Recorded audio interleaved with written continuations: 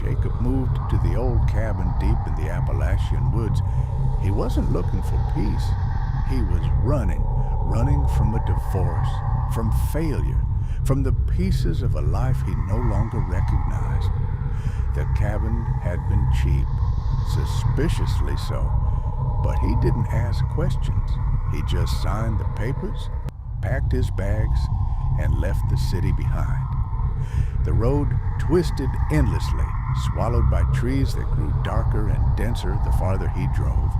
The cabin itself stood crooked on a hill, shadowed by twisted oaks. Its wood bleached by years of wind and silence. Inside it smelled of dust and old paper. The air was still. The first night was quiet. No phone signal, no internet, just the creak of wood and the low sigh of wind through the trees. But sometime after midnight, he woke up cold. The fire had died out, and he could hear something beneath the floorboards. Not mice, not pipes.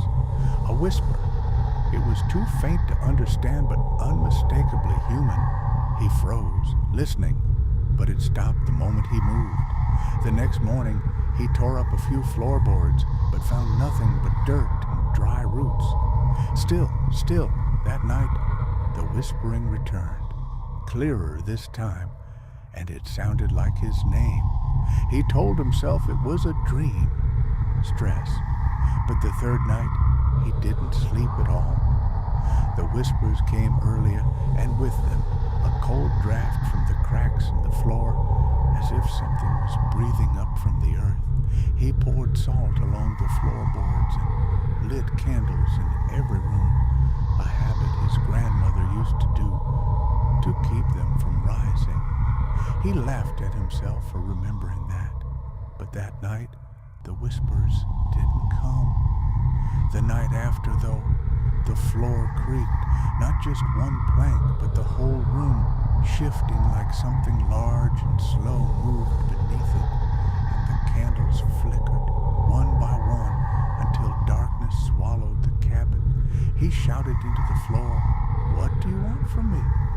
And for the first time, the whisper answered, "To remember," it said, and his knees buckled as visions flooded his mind.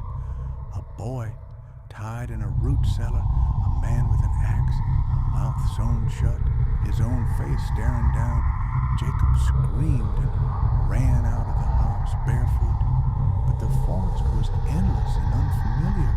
The trees closed in and the sky never brightened. When he finally found the cabin again, the door was open, and there was dirt on the floor, as if someone had climbed out. He tried to leave the next day, but his car wouldn't start, and the road was gone. Just trees and trees and trees.